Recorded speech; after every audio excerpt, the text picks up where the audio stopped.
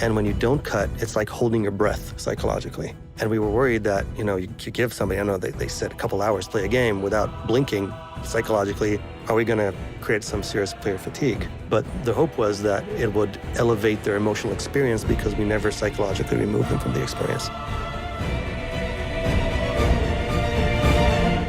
Hey, what's up, PlayStation Blockcasters? This is Aaron Kaufman. I'm the Senior Community Manager at Santa Monica Studio, and we are taking over the PlayStation Blockcast with a new limited miniseries called Worlds Collide.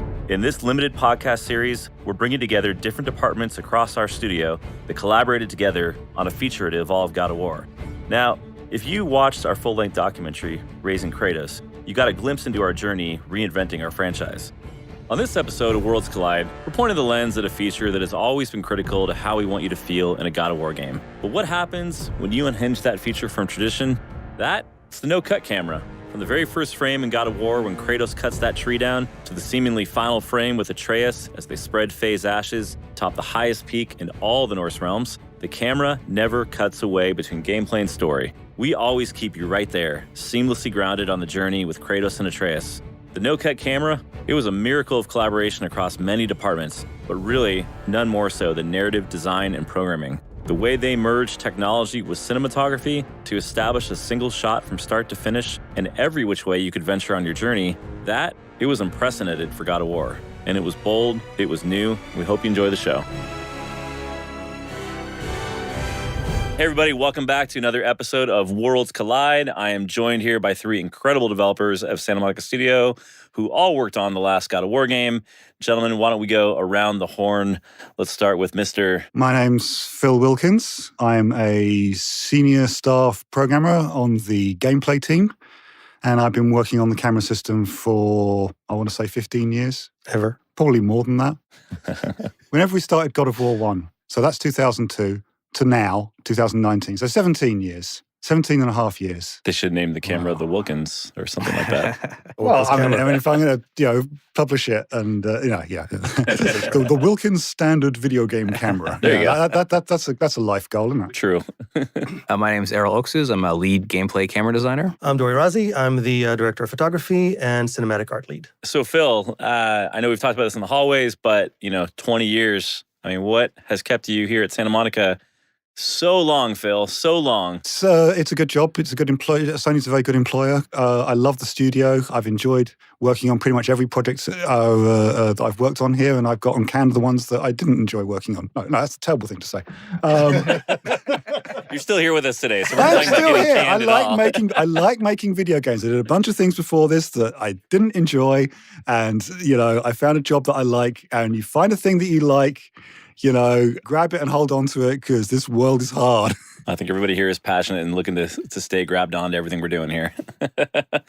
Errol, I know you were with us a little bit right at the beginning of Ascension or prior to Ascension? I came on a little bit after Ascension had started, yeah. So I was here through Ascension, shipped Ascension, did some work on it in 7, and then, the God of War, when that started up in 2014. And, for you, having been here now about, 6 years, give or take? Almost 9. Almost 9, wow. My math is way off today. Kind of 6, with a bit time more. flies. What has it been for you as we kind of reflect on the last 20 years? I mean, for me, it's kind of, I feel sort of like privileged to have come in when I did, sort of kind of on the tail end of the classic games, because to be able to, work on that project after seeing it from the outside of the studio, from afar, how do they do that and all that kind of wonderful stuff, to be able to go in there, participate, and then be able to be on sort of a transition to evolve from what that was into what we did with the last game, I think has been kind of like, sort of like a once in a lifetime, once in a career sort of opportunity. So yeah, it's been great. And it's kind of nice to have this chance to talk about it and reflect on that. Yeah, absolutely.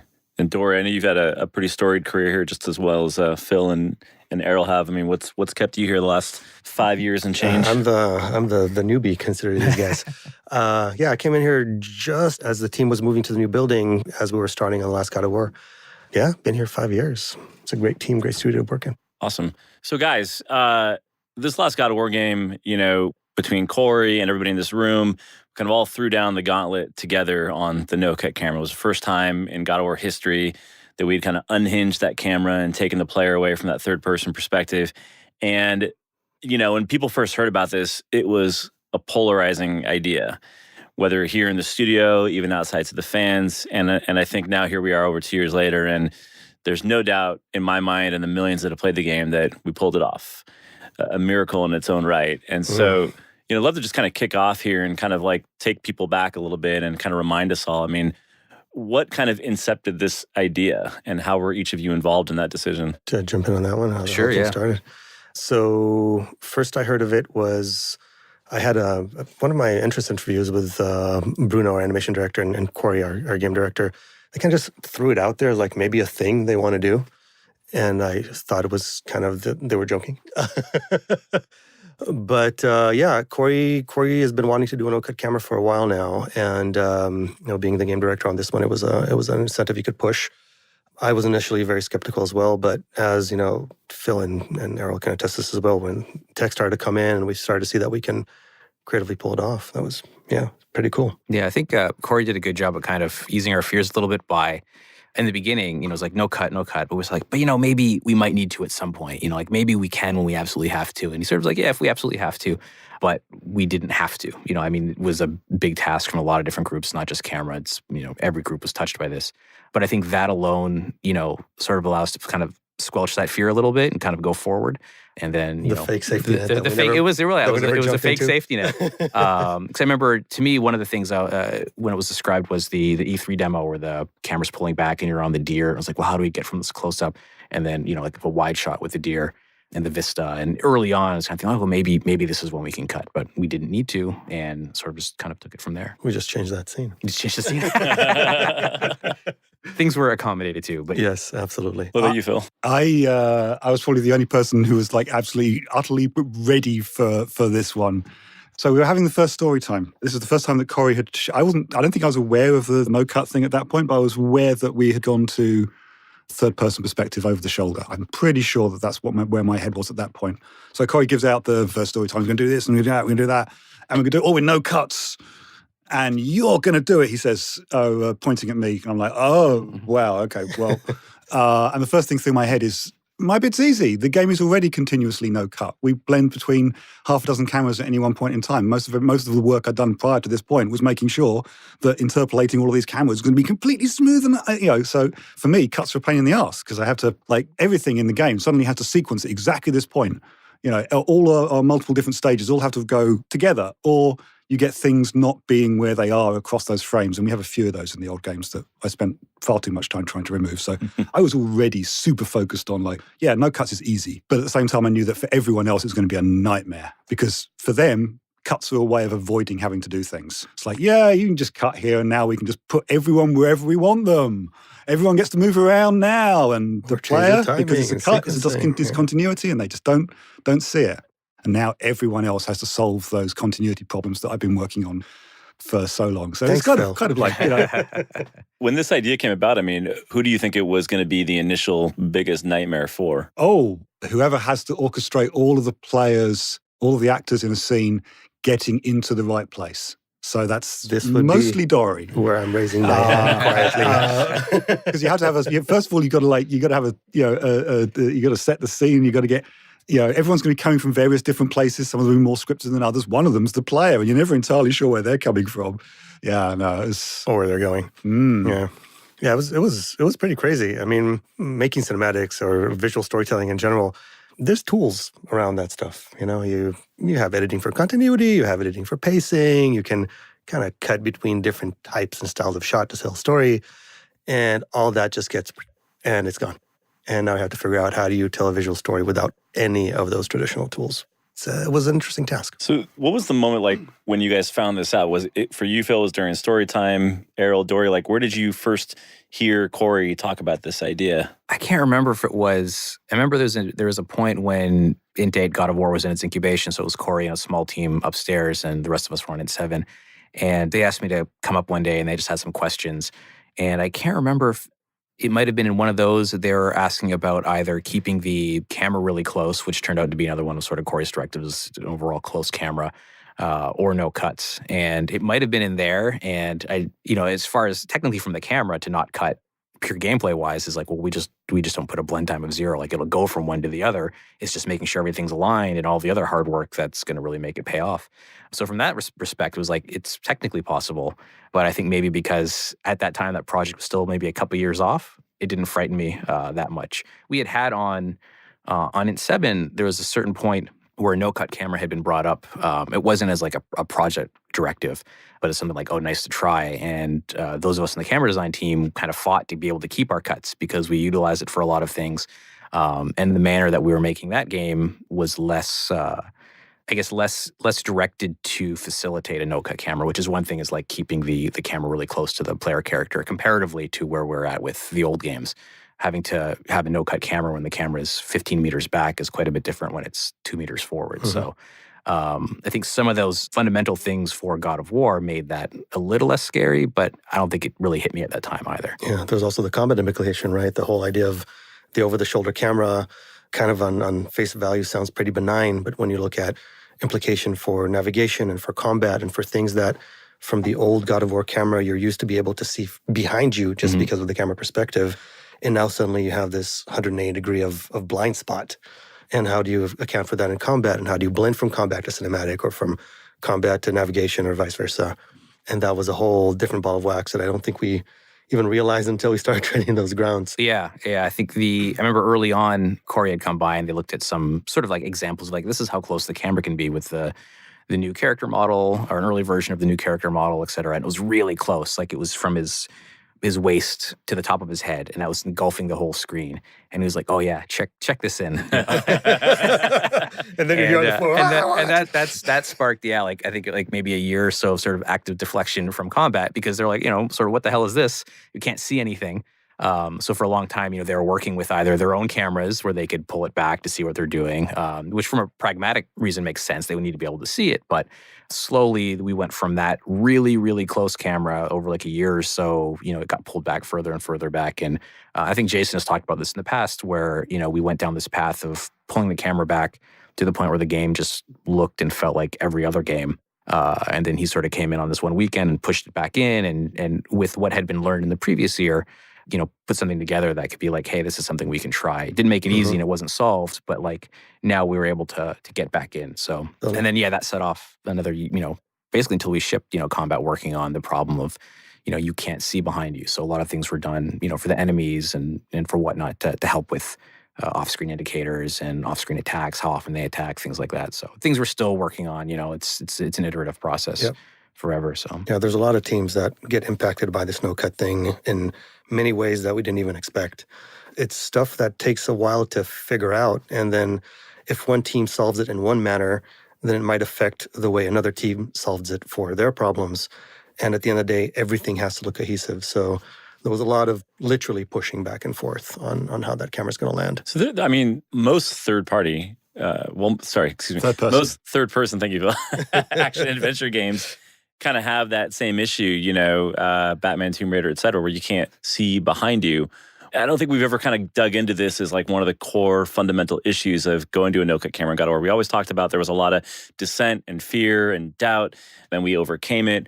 What's kind of the difference in a God of War game with that problem versus other games that are kind of born with tackling that from their inception? Like, why was it a big issue for us initially? Because we'd not done that before. Yeah.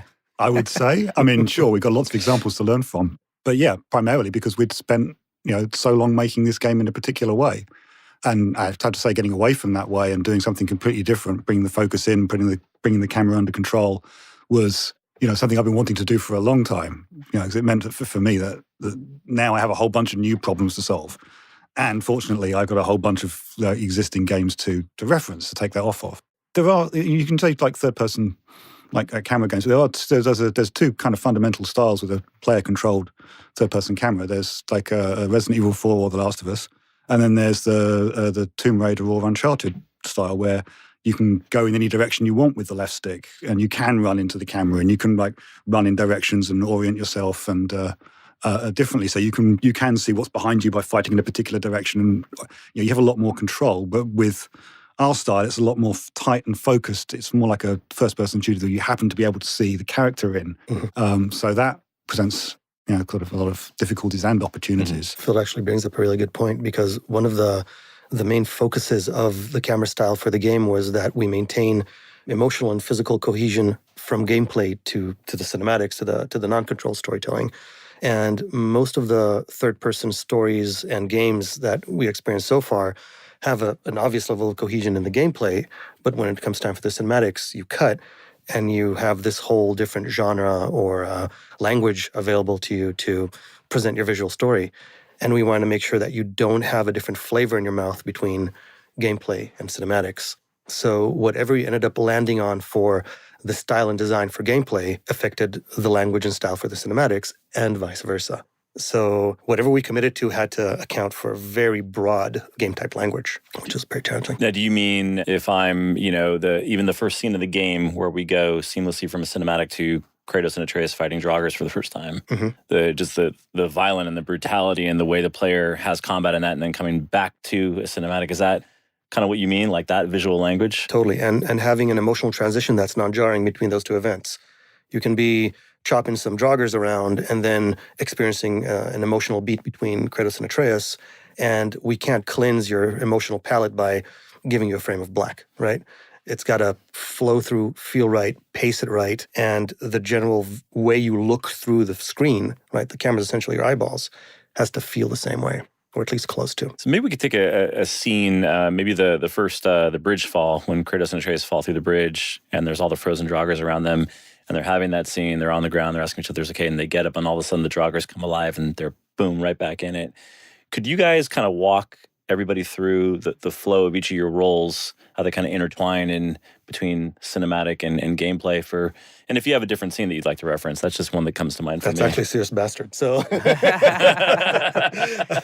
I'd be happy to work on that one. I mean, it started with something that was a total pain in the ass for Errol. So you gotta be more specific because that was a lot of a lot of pain in the ass. Yeah. The one where you walk out and you still have control, but you don't. So yeah, you lift up the there's like we call debris lift, where you lift up this big pillar, you go under. That's kind of an opportunity to allow the player to engage, the scene.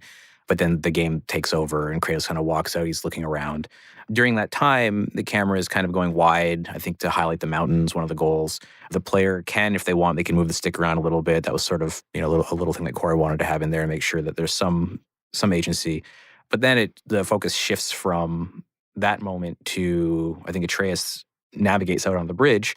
Camera sort of zooms in on that, and then I believe the player pushes forward, and then there's something we call the time puppeteer, which would grab the player and navigate him to the proper point. That would then begin the transition into the cinematic. Mm-hmm. That little moment there probably utilized most of the tools that we had to transition out of these. Yeah, to give a bit more information about what Errol just mentioned, it's one of the things we were fighting really hard against is not just a not hard cut between gameplay and cinematics, but also from an experiential standpoint on the player's stick, to not have them feel like suddenly control was taken away from them.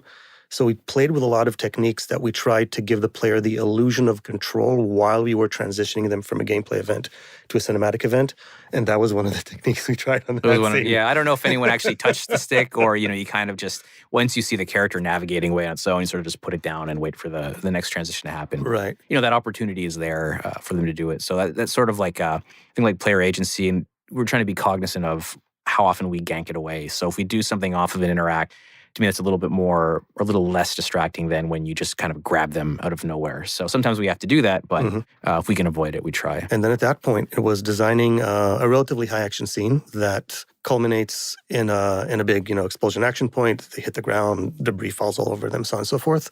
A moment of wonder, because then they get hit into this new arena they've never been in with these frozen creatures they never fully experienced before. And let the scene go in a controlled fashion that we know how it would end from a cinematic standpoint, but would seamlessly pick up into combat.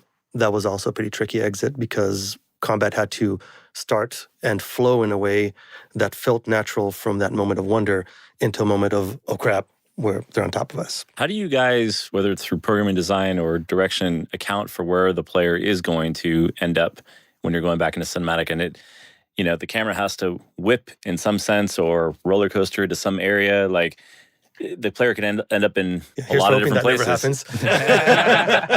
A lot of this is possible because of the nature of the game. We generally know when a non-interactive cinematic sequence is coming well in advance. So there'll be triggers like a ways out that will start a process of handing off from the player control to the game's control. We're very, very aware of whether or not the player is touching the camera as well. So if they are touching the camera, then one set of thing happens. And if they aren't touching the camera, or if they've left it long enough that we consider the game is in control of the camera, it will do other things. But we're always trying to make sure that the transfer from gameplay control, the transfer from player intent into game intent, I'm going to get technical here, always has that second order of continuity, which is to say that the am I going to get this right? Is the acceleration feels like smooth and everything, basically everything's smooth coming in. We do a lot of, and there's a long chain, like technically there, because there's things like the camera is actually like almost parented to Kratos. So Kratos's control has to also take over really, really smoothly as well, because you see discontinuities in camera motion in the entire screen, like everything like kicks. So it's kind of like the worst possible thing to have discontinuities or noise in, unless you're deliberately putting them in there for effect, because we do that as well. But if you don't want it to be there, getting that out of there is kind of the hardest thing. Yeah, the transitions were a pain. And to Phil's point, when the camera's wrong, your eyeballs are wrong. When your eyeballs are wrong, just your experience of everything is just wrong. So, and on the cinematic side, we called it the buttery smoothness pass, is how do we get this thing to just glide right in? We had a list of different types of mechanics that we could preempt and help glide kind of the character into where they needed to be. And we just had to make sure to communicate that to the environment and the level design, so we can get them to pick up from where we intend to lay off, and vice versa. From the exit, our hope was that you watch a scene that hopefully everybody thinks is beautiful, and then suddenly the players is not moving, like, what's going on? Oh, I'm in control. And we wanted that element of like, wow, I had no idea this was happening. Was there any cinematic to gameplay moment that you guys were like, no way in hell, that's not going to work? Dragon? Oh, Oh, no, yeah, I mean, there was, there were some sequences that, I went through different pipelines. We had a cinematic pipeline, and we had a gameplay pipeline, and some of them proved to be more challenging than others, just because, we, weren't sure what we were, making for most, good part of the project. Like boss fights were one where, the boss fight itself is evolving up to the end of the project. So there's these planned moments, but sometimes you kind of work with a lot of unknowns. So I think the dragon fight, the transitions in some of those had a lot more variables than we'd have in a cinematic transition. I think a lot of the cine transitions, Dory would work with level design. They talk about where it's going in, where it's going to happen. They can ensure there's lots of funnels. With some of the boss transitions, it can kind of happen anywhere in arena. So I think the dragon one was particularly challenging, because it was initially designed where you would be up against the dragon and you would attack the dragon and you could blend in from there. But you could also trigger this from being, 10 meters back and throwing your axe and hitting that health threshold. So there are some things we had to do where the, kind of camera has to lift up, focus on the dragon, Kratos under the hood is moved, then we can blend into the scene. Those were all learning experiences because we didn't know what kind of things we were going to get ourselves into. Now we have, and we're trying to keep that in mind going forward. Definitely a lot of good growing pains. Yeah, yeah. Yeah, I mean, one of the annoying challenges that we have to run into a lot, which is it's kind of fun when we solve it well, is coming out of combat into a cinematic. Because like Errol was saying, if it's a boss fight, it could be anywhere. If it's fighting a group of whatever, it can be anywhere. And most of the cinematics happen in a defined position just to maintain background. So getting you to where you need to be, where you might actually be on the other side of the arena without noticing we put you 30 feet to the left, could be challenging. Mm-hmm. Yeah. It's like a subconscious movement that you don't realize we're doing. It's like it's a magic trick, really. It's sleight of hand, essentially. Yeah. So like there's one in particular that's my favorite that Dory and them worked on. First Human Kill. First Human Kill. Yeah. So it's you come into this room and, you fight these humans, and after cinematic, they transform. Actually, no, it's before that.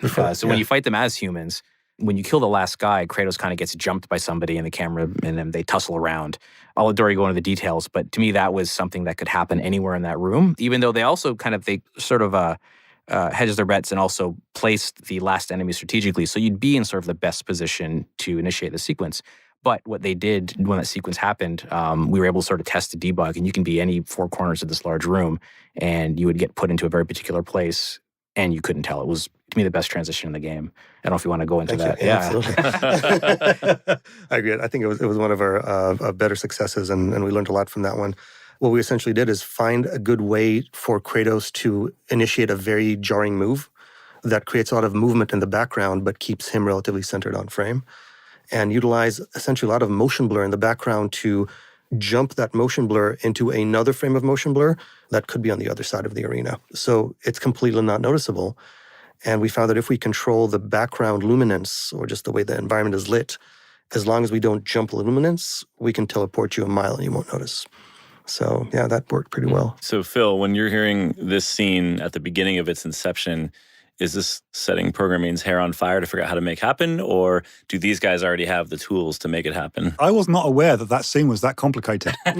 I like to think that I gave them the tools to be able to solve that one relatively early. But that one, I think that, I mean, there are definitely scenes that I remember being problematic, though. There's one section that I think for the first time I was watching it from the first time it came into our group, probably about halfway through the project, to almost the day we were done with the project. And that's the Kratos throwing Boulder in the first fight. Oh, yeah. Because that similarly you can get him down to that level of health almost anywhere in that arena. Yeah. And you're sending him to a very specific spot. Yeah. And the number of iterations on that, I mean, it was so many times I saw you working on that, and I fixed so many little bugs for it, so much the whole chain. My part of that was just kind of just moving these numbers around just to finagle things. I think that was Fabian and Danny worked on that, and like it was there. The transition worked. Like you could get grabbed by Baldur and you get thrown, you get there. But during some of those cuts, the mechanism that we were using to move the player across the level could be kind of finicky when you're jumping through various moves under the hood. There's a lot of time at the end spent just kind of like getting numbers just right, and asking Fabian, hey, can you move this joint just a little bit here, just to get it all lined up. I mean, it was worth it in the end, but yeah, there's lessons from that we've taken to let's maybe keep things as like one move rather than cutting it up, just so we can mitigate how many problems we could have. But that one and the first human kill transition was one where the gameplay team did a lot of work to actually be able to move the player from that spot where it could happen anywhere into a very, very particular spot at a certain point in the cinematic or the sync move. So it's just an example of like the camera portion of it. We're setting how quickly the camera blends, looking at sort of, where joints might be because we're most familiar with them. But a lot of the work falls on authoring on the animation side, engineering on the gameplay side, and then in the combat side as well, like making sure that transition to narrative, works as seamlessly as it did. Yeah, Daryl's point, we actually stole some of the tech from combat for that scenario. Tech they used to get the characters in sync for a synchronized movement in combat. So when you say joints, you're talking about legs, limbs, arms, knees, elbows, elbows, yeah. where they are Yeah. on screen. For us, mostly it's one very particular joint. The fibia, the knee. We have there's like a logical joint called the zero joint or the camera joint. We have two of those. Those are ones that we're mostly concerned about because a lot of the animated cameras will get baked out relative to that. The rest of the joints we leave to the animators we don't touch anything. To hurt ourselves Yes. less. Yes. We're, going back to, again, because I don't think we really dug into this in our marketing campaign or even after in Raising Kratos per se, but again, Corey expressed a lot of, there was doubt, right? This seemed like a miracle. Didn't think we could pull this off, but, you guys all came together. And what I'm hearing is a lot of it came down to that core issue of couldn't see behind the player can't see behind them, that kind of that 180 perspective. And maybe that's not the only core issue, but like for you guys, what were some of the core issues that, that you guys had to get over? And when was that point when everybody was like, it's working? This is it. We've got it. I think when we released. That is a very good point. No. Or some of the key valleys that you guys had to get through. Yeah, I mean the E3 2016 demo was do or die for a lot of it. So anything that was janky or unrefined or whatever had to get addressed. So that moved so much forward. Yeah, that was a big one. Watching that thing flow, and it was playable. I'm sure that there were some rails that if you fell off of, things might look a little janky. But it, at least from an experiential standpoint, it was 10 minutes of a thing that had controlled and non-controlled storytelling, combat and exploration, and it flowed. It flowed well. Errol was mentioning that big Vista shot at the end where you reveal the dragon. By that point, you're like, we can probably pull this off. I think watching the reaction videos that came out of that were kind of like crack cocaine to us for the next couple of years because, I mean, To this day. to this day, even when we're feeling down, I'll load one of those up because it was, we were doing a lot of stuff and we just didn't know how it was going to get received. Yeah. But I mean, even so, the E3 2016 was based on, I think you guys have shown earlier demos based on that kind of similar story. Kratos and the sun go out. And I remember, I think that first version of that was finished like end of 2015, and I was just sitting in the boardroom in one of the reviews towards the end, and the lights were off, and we're watching it. And even when that ended, and in the state that it was in, I felt something at the end of that, like just that as an experience. I wasn't looking at any of the pieces of it, just kind of taking the whole thing in. And then I felt that same thing when we were doing reviews for the E3, even though like early on it was kind of putting it together, taking things out, moving it around. There's a certain point where you're in one of the reviews, the lights are off, you watch it, and you feel something that you've worked on, you've contributed to. So even though you're close to it, it can still affect you. I think that came through in the reveal as well. Because when we watch people watching that, they're mostly engaged, they're mostly silent throughout, and I think that's kind of a testament to the power of the story, to what the combat was showed, and the ability to kind of keep them engaged throughout without having to cut. Like, I think it doesn't really give you a chance to reset, but in a good way, because they manage sort of the intensity of it, the pacing of it. Yeah. One of the main things that we're concerned about is that cutting is a psychological blink. It helps you kind of cleanse your mental palate, and it helps your mind cognitively rest a little, even if it's like a microsecond. And you cut a lot, you blink a lot, and you can take in a lot of story, and it gives you a lot of stamina for a lot of story. And when you don't cut, it's like holding your breath psychologically. And we were worried that, you give somebody, I know they said a couple hours play a game without blinking psychologically, are we going to create some serious player fatigue? But the hope was that it would elevate their emotional experience because we never psychologically remove them from the experience. And like Errol was saying, I remember one of those reviews, everybody's sitting in a dark room and you see a thing that you've been working on. It's a creative review. And you used to lights coming up and everybody just immediately started to talk about the things we need or not need to do. And towards the end of the iterations, the trailer was done, the E3 trailer was done, and there was just silence in the room. And they're like, okay, people didn't blink for the last 10 minutes and they feel good about it. It resonated. And that was like, dinging the bell right there. We still had no idea how it was going to be received. So Totally. That was We liked it though. Yeah. It's been mentioned a little bit that part of our no-cut camera has enabled our kind of seamless load times as well, kind of load in the universe. I mean, how does that, as Phil looks on and like, oh my God. That was about to have an I mean, aneurysm. it's no secret that the PS4 is not a seamless loading machine, right? Mhm. You have to have a load time. How big of a challenge was that? And it was like the no-cut camera was like a gift and a curse at the same time, maybe? I as far as seamless gameplay goes, I recommend that everyone go back and play the very first God of War because that is a seamless experience from beginning to end. There's no loading in that game. And that was hard. That was like coming directly off of optical with no hard drive in between. And then we did the same thing for 3 by taking advantage of the hard drive in between and having an active cache that knew what was coming up and pre-warmed it, so everything arrived in the right time, so it was massively efficient off of it. To this one where, nice big hard drive, we know everything's coming. This is easy compared to some of the earlier stuff, but you do have to do it from the beginning because you have to know like in advance where everything's coming from, and you've got one of those games like ours, which is largely a long piece of string, or like it is now, which is kind of like a star with lots of bits of string coming off of it. It's very easy to predict where you're going unless you're right in the middle where everything comes off of, and those rooms, those hubs are tend to be nightmares, but at the same time, you still know things. So yeah, there's a lot of magic in there, and there's a lot of stuff that I am very proud of for this studio to have achieved over these years. If we hadn't done it for that last game, that would have been a shock from my perspective. So we've been working on that aspect for a long time. It's good to remind people, God of War historically has kind of had that no-cut camera in quotation marks, right?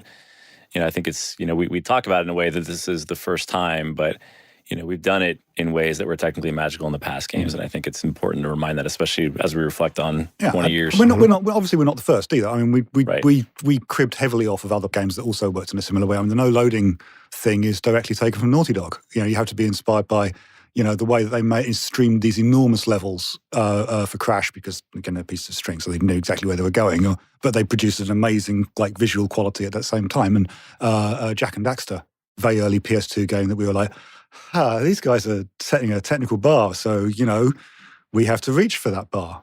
And, in some respects, maybe we've... Oh, no, I can't say that. They're a perpetual inspiration to us. Yeah. I mean, also a lot of kudos should go to the, our team and the capability of the new machines and what they could render, and obviously with what they can render from the art team.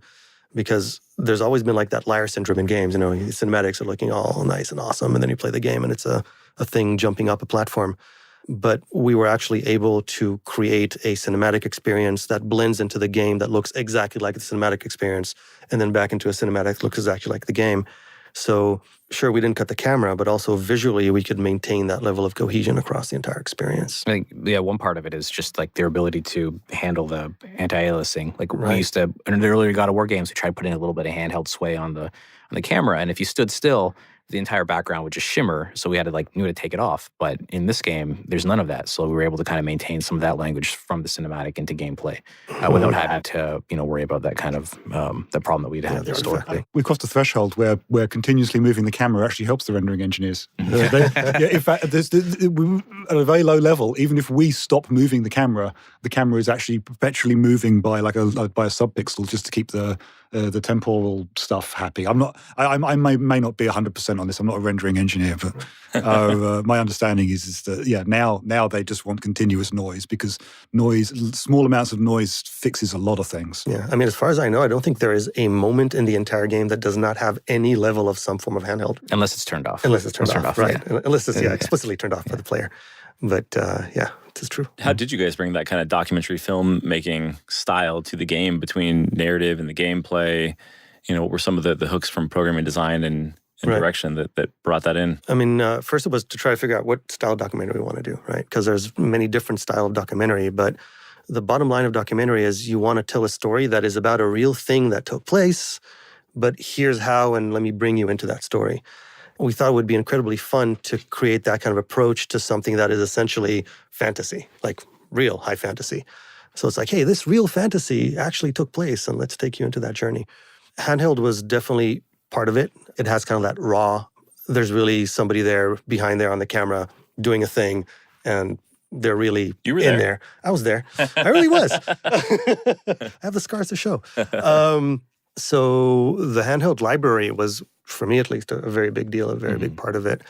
I remember days where Errol and I were in mocap stage, and I was tethered to a treadmill, running with a camera in my hand to mocap how a running camera would look. But you were on a moving treadmill. The treadmill was static, but I was running on that treadmill. Oh, okay, it was static. Yeah. Why wasn't it running? Because, it was That's not running, fun. but I was running. The Treadmill treadmill was is not. moving, the belt on the treadmill is moving, and the airplane takes off if it has enough thrust. Okay, There can you we go. move There on? you go, like that. Yes. Or trying to figure out what to do with a boat, and we created this seesaw on the mocap stage and to create the right kind of buoyancy.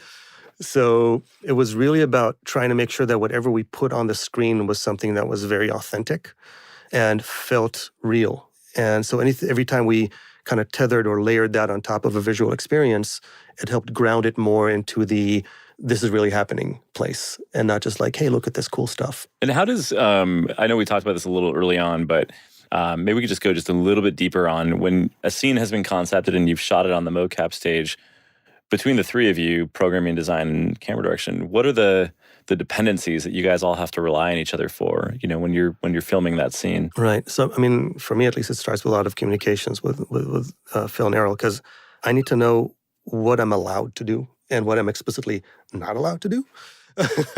So sometimes you have these crazy ideas about, hey, look at the script, we can do this or that. And, you talk to the guys and they're like, it's probably not the greatest idea.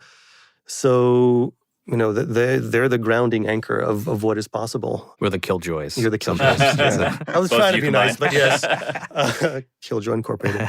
But yeah, I mean, most of the tools they give us are pretty epic. So it's very rare that we want to do a thing that we can't. Yeah, but I mean, I'm sure they can talk a little deeper about the intricacies. Errol's got the hands on how, and Phil's got the fingers on making it happen. I think for most of the scenes, it was kind of the same process of, Dory would work directly with level design often, what's the layout that you're going to enter into the scene, how it's going to happen. That all helps us early on because we know, okay, we're coming from X gameplay camera, we're going to blend into the cinematic. So we'd set up sort of this kind of interstitial camera to handle that blend. Renee Nunez, our other camera designer, did a lot of those and handled them quite well. And then kind of the vice versa, coming out of the scene, making sure that the characters are lined up, where they need to be, that, these invisible joints are where they need to be so the blend is smooth. And that we're also blending back into something that communicates to the player that they do have control. I think there's little tangents. There's times where we kind of like let the camera just settle, but there's other times where they need to know they have control back. So often we come out of cinematic into combat, you'll kind of feel the camera pull back a little bit in a very traditional communicative way of like, oh, something's going to begin. But yeah, I mean, aside from crazy things like jumping on flying dragons and other stuff, those are all very like... Or off a huge hammer. Off of a hammer, yeah. But I mean, I think the principle, a lot of those things can be the same. So even though within the scene, they're doing all this crazy stuff, if you enter into it with an interact and you come out of it with, kind of a standard position, a lot of that's kind of... pretty simple for us on our end. And Phil's got no issues. It's very strange for me because I don't tend to deal too much in like the day-to-day of like setting these individual scenes up or evaluating this particular area or whatever. For me, the whole process starts with so what tools we're going to need for this project? What sort of area, what are we going to push forwards on this one? And I'll make little advances of they're going to come up with some plans or whatever, and I'll give them some things to solve some broad problems that are obviously going to come up. I mean, it's kind of hard to speak to specifics on that one because where my head is right now, because I can't tell you what we're working on right now, obviously. But generally, we have this broad suite of problems, and I start solving them, and as they need them, I try and prioritize individual tools that get for that one. So I'm very reliant on Errol asking for a thing to solve a problem that he is aware of now. And in many ways, many times that's just like a reprioritizing, like a thing that I already knew we were going to work on. And so for me, it's a lot of like getting things done in the right and most efficient manner. And then at the end of it, I get to see, okay, so we did this thing. And for some reason, this is all perfect apart from this. It does this thing here and we don't understand why. And now I have to go in with a whole bunch of tools that I've written for myself to understand and analyze and see what's going on and why this thing isn't working, and then trace down whose fault it is, and then go and berate some poor junior programmer who has missed out the fact that this thing that they thought they could. He just puts the dunce hat on them. Yeah, I try not to these days. Yeah. Dinner's ready. It's the microwave. I think, again, we kind of look back on the project and think about our fears and doubts, but I'd love to ask each of you if you can think in the moment, like, what is, for each of you, one of the most memorable problems that you overcame in kind of the development of this no-cut camera? It could even just be a reaction to a fear that you had in the moment you overcame that, like maybe something you're most proud of, maybe for each of you and within your departments. Well, I'll go, I guess, while Phil's thinking. I mean, there were a lot. I guess one that sticks out to me was some of the Dragon Arena transitions, because those were aspects that I had sort of taken for granted, thinking, oh, we solved it this way earlier with these scenes, we can utilize this. And it turned out that we couldn't. So that involved, combat designer Mark and some Phil and Tom in programming, like come together really quick in a short amount of time to, find a solution for that worked. Because that was one in particular where like when that initial solution that I thought was going to work didn't work, was probably like my biggest points of fear in the project was like, oh crap, how are we going to do this, running out of time. But we, everyone came together and we found the solution. Some of it by just kind of talking to the right people. I think there was a change that was made for that scene we were talking about earlier, that first human kill scene. Mm-hmm. And when I got wind of that helped solve this particular problem. And that was just wonderful to see, seeing everyone come together really meant a lot. So yeah, I mean, for me, it's kind of like, it's an annoying answer, but it's just the fact that we managed to tell a story without cutting the camera. We really didn't know if we could do it. I mean, anybody can shoot a no-cut camera. You pull out your smartphone and you point your camera and you walk around all day. You're going to create a no-cut camera. But can you create an evocative story that gives viewers that today are very knowledgeable about being told a visual story and are very critical about it, a story that they can engage in and get emotionally evoked by without using tools that they're traditionally used to. So we didn't know if that would be successful until, the game shipped and we got like our first month's reviews.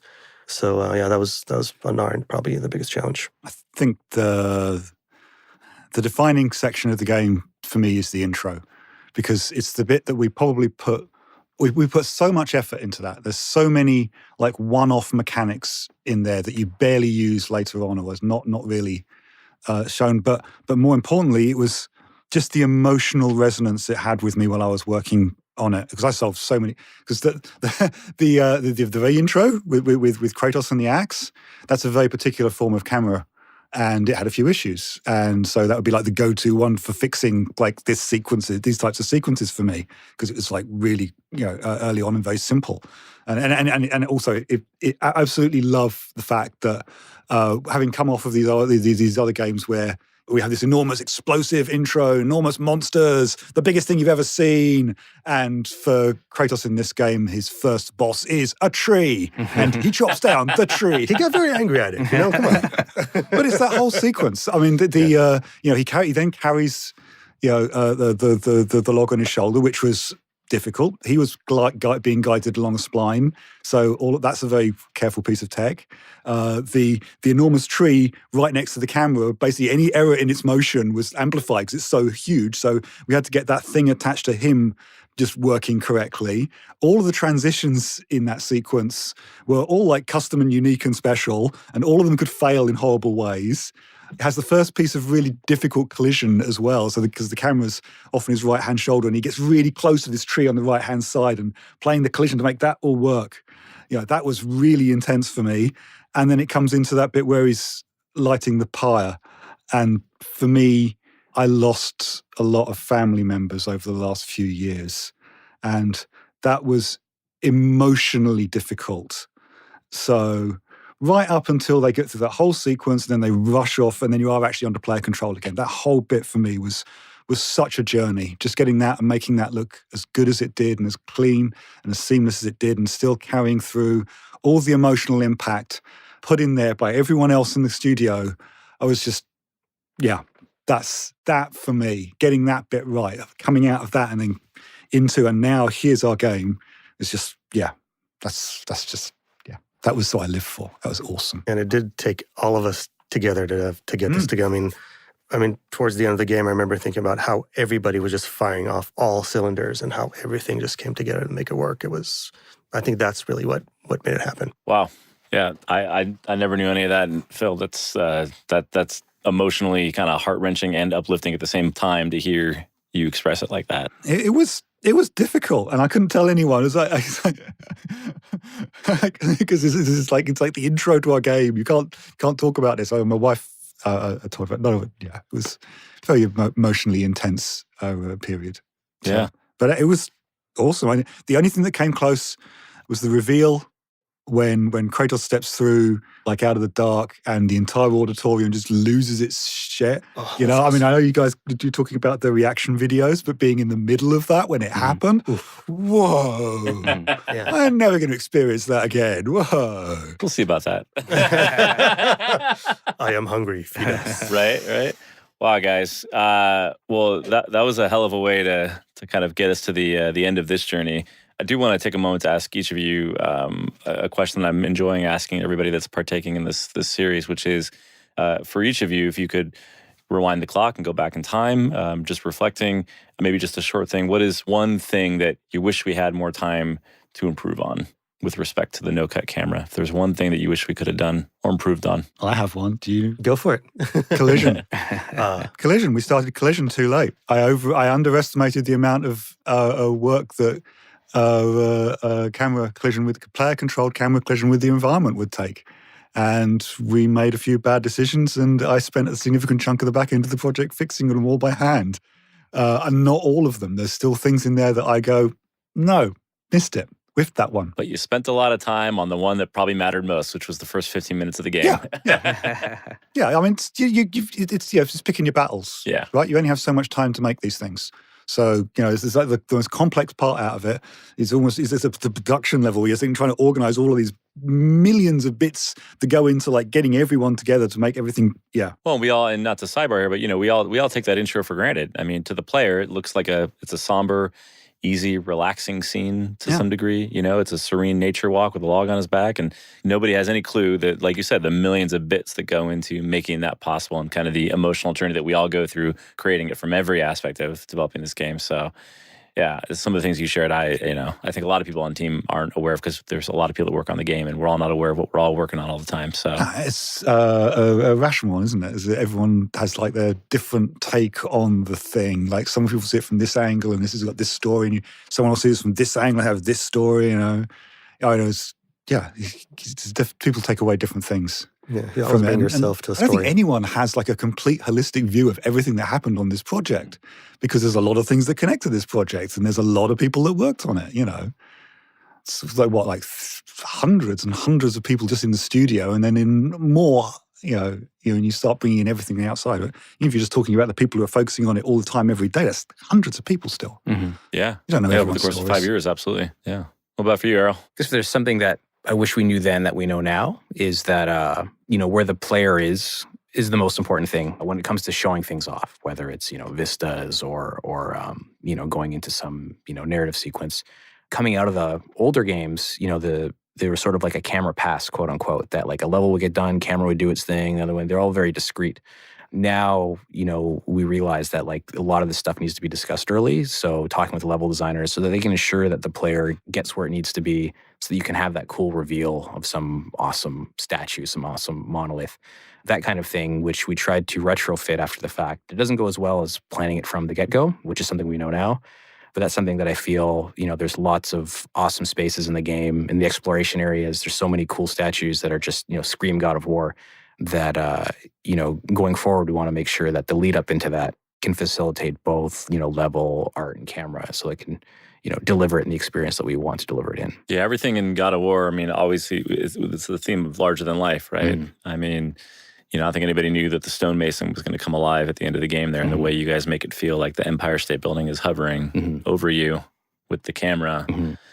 That's one of the things I've always loved about God of War games is, you kind of pull that trick, like something is always larger than you expect it to be. Yeah. You never know what's around the corner. Right. And I think it's learning how to deliver that from not the old-fashioned way, which is just pull the camera back and it flies back and you see it. You can still get that sense of feeling from a camera that is close. One of the moments in one of the final scenes where Kratos and Atreus are together and the snake comes in and bites the stonemason. Face, yeah. Like, you couldn't be closer to Kratos and Atreus and still feel that sense of scale. And we didn't have to pull the camera back, to show that. So I think being able to bring that aspect through, other parts into the future, I think will go a long way. But that was something that took a long time, I think, to learn. Totally, yeah.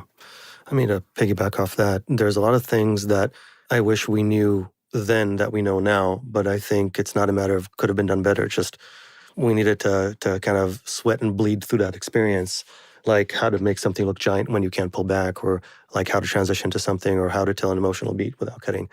But one of the things that I think would have been helpful for us as a team, I think we're there now and would have been great to know earlier on, was the impact of a no-cut camera and how it creates cross-departmental reliability on each other. With the kind of older God of Wars, teams could be a little bit more self-contained because work was more bastioned. But when you don't cut, everything flows and impacts everybody else. And it took us a while to find out exactly where part of the work begins, where it ends, where there's a transition, what needs to be communicated. And we found it, but it would have sped us up a lot, and I think solved some growing pains if we knew earlier. Well, that's a theme that we've been ringing through the halls of the studio, which is we are better together. Absolutely. We say it's all of our individual stories, but it's our journey together, our journey, your story. I sound like a marketing slogan for the studio now, but hey, it's part of what I do. Well, this was amazing, guys. I think everybody listening learned at least a few new things that they never knew about the development of the no-cut camera. And once again, guys, thank you so much for joining on this. Are there any final words you'd like to say to fans and developers and really anybody out there for each of you? Thank you for playing, and we read all of your comments on all of the forums. We do. We do. And we shouldn't, but we do. Oh, Phil, come on. But we appreciate them. I've read some things. It's not my fault. I want to throw Corey and Jason under the bus. It's their fault, totally. They don't mind. No, we like it. Yeah, we can't be more thankful for the fans. Their engagement is so inspiring, and it makes what we do worth it. So super thankful. Awesome, guys. Well, enjoy getting back to work on whatever it is we're working on next. Shh. And we'll end it with that. All right. Thanks, everybody. Thank you. Thank you. If you're interested in working here at Santa Monica Studio, we are actively hiring for our next project. You can learn about our studio and more about all of our open roles on our official site at sms.playstation.com. And if you're one of the many fans out there that wants to engage with us, you can follow us on Twitter at Sony Santa Monica or on Facebook, LinkedIn, or Instagram at Santa Monica Studio. If you enjoyed this episode of Worlds Collide, please hit that subscribe button wherever you might be listening to this podcast. From everybody here at Santa Monica Studio, thanks for listening. Hey folks, this is Sid Schumann from PlayStation Blogcast. We hope you enjoyed this special episode of the show, which gave an inside look at Santa Monica Studio, creators of God of War. We'll see you next week with a normal edition of PlayStation Blogcast.